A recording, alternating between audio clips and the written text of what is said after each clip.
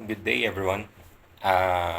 Nandito tayo ngayon para ituro yung mga basics sa mga gustong matutong maggitara. Um, Hindi ko kino-consider yung sarili ko na professional when it comes to playing the guitar. So, I think beneficial yung tutorial na to para dun sa mga gustong magsimula. So, ang hawak ko ngayon ay isang acoustic guitar. Ito siya. So, pinakaunang requirement, kung gusto mo matutong mag-gitara, dapat meron kang gitara. And yung mga basic parts na kailangan mong malaman, lalo na kung manonood ka ng mga tutorial tungkol sa mga chords, ng mga kanta na gusto mong aralin, ituturo din natin. So, hindi natin siya gagawin ganong ka-technical para maging friendly itong tutorial na to para sa mga baguhan. So, ito yung katawan. Yan yung katawan ng gitara. Yan. Tapos, ito. Itong mga to. Yan. Meron tayong anim. Kasi anim yung strings ng guitar natin. Ang tawag dyan, tuning pegs. So, tatlo sa taas, tatlo sa ibaba. Pero merong mga gitara, lalo na yung mga electric guitar, yung anim na tuning pegs, nandito lahat sila sa itaas. Pero kung ganito yung gitara ninyo, tatlo sa itaas, tatlo sa ilalim.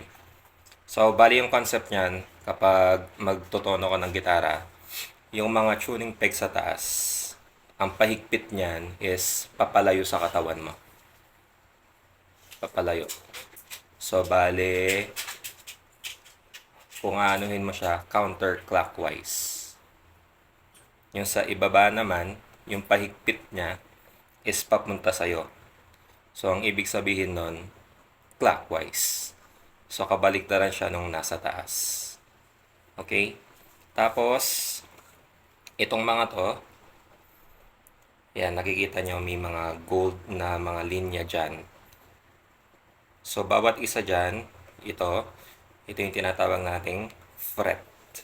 So, 1, 2, 3, 4, 5. Kung mapapansin ninyo, dun sa pang-5, meron tayong tuldok.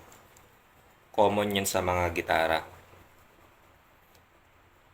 Okay? So, yung pinakauna na isa lang, yan yung pang-5 fret or 5th fret.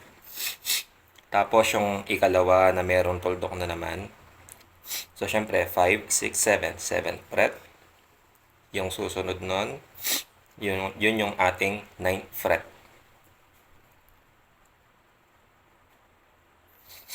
Tapos, merong susunod, dalawa naman yung dot niya.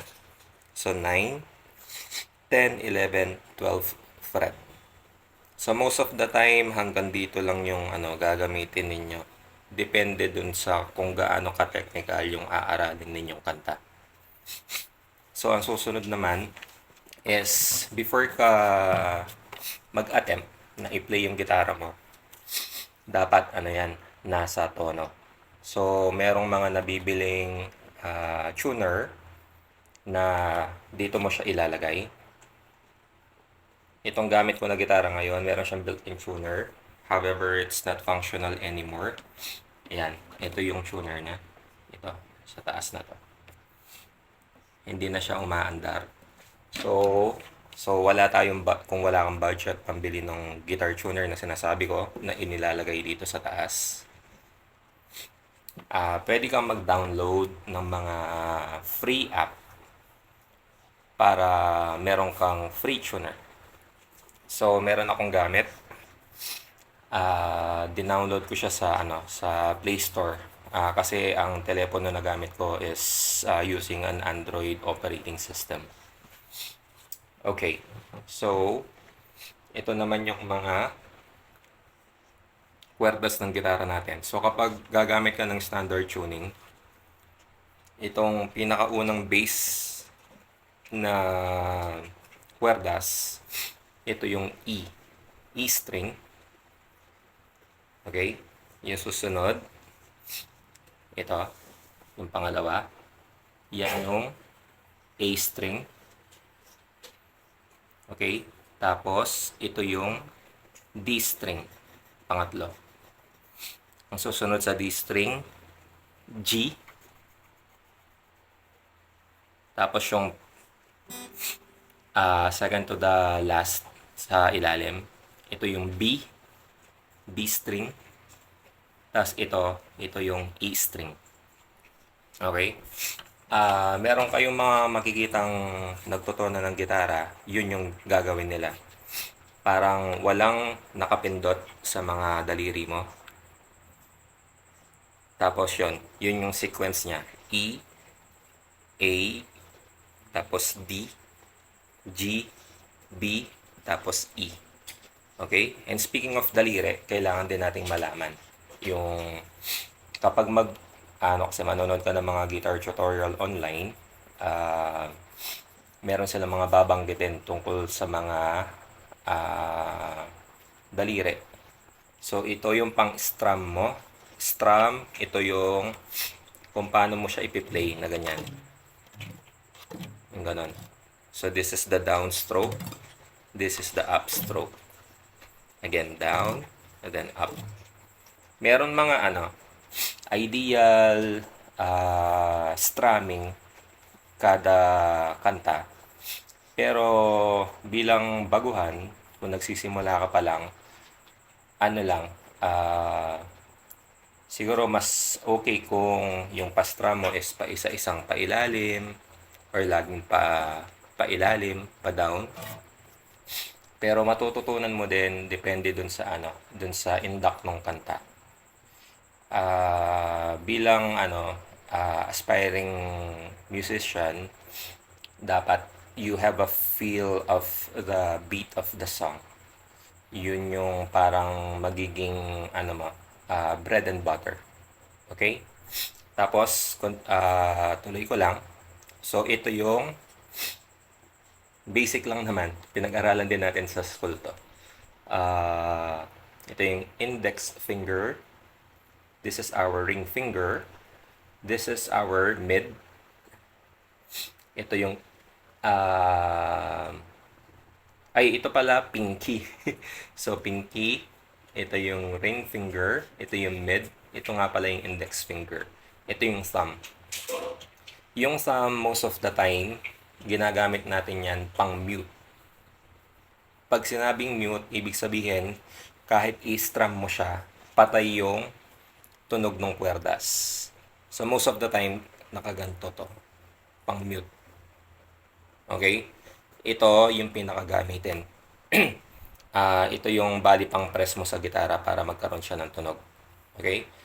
And kanina usapan natin yung tungkol sa sa tuning ng gitara. Meron naman mga nagtotono ng ganito.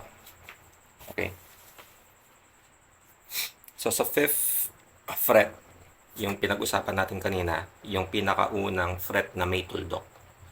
Pinakaunang fret na may tuldok, pero pang-5 siya mula dun sa unahan. So 1, 2, 3, 4, 5. So yung pagtotono nila is ganito. Ipipress mo yung E string. Sa susunod na mga tutorials, pag-uusapan natin yung mga chords. Ituturo din natin yan.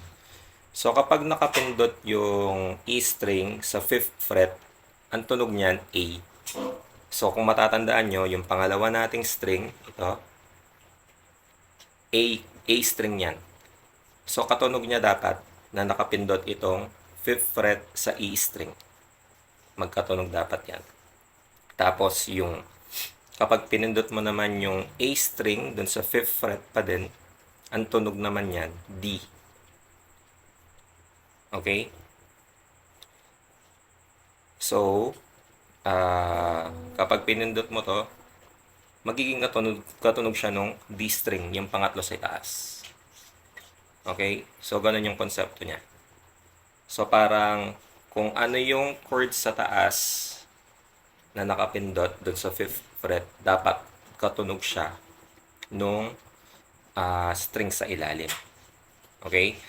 Ang pinagkaiba lang niyan is kapag nagtotono ka gamit mo yung 5th fret, dito ka titipa from 1, 2, 3. Okay?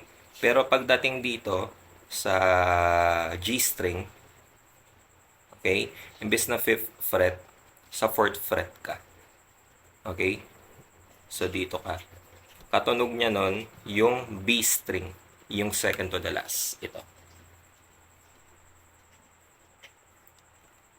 So ayan. Tapos babalik ka na naman dun sa 5th fret nun, dun sa second to the last. Ayan. Nakapindot. So ang tunog niya nun is E. So dalawa yung E string natin. E sa ibabaw, E sa ilalim. Okay? So, as of now, yun muna yung tinuro natin na basics sa mga gustong mag-start mag-gitara. Sa mga susunod na tutorial videos natin, pag-uusapan naman natin yung iba't ibang chords. So, iisa-isahin natin yung mga chords ng gitara. Bilang panimula, ano sila? Derived from the English alphabet. So, we start with A, and the chords N at G. So, meron tayong 7 chords ng gitara. Major chords muna, o yung pinaka-standard na chords muna yung ituturo natin. Tsaka na yung mga iba. Okay? So, this is Kong Jones from Kindi channel. Hanggang sa next tutorial. Maraming salamat po.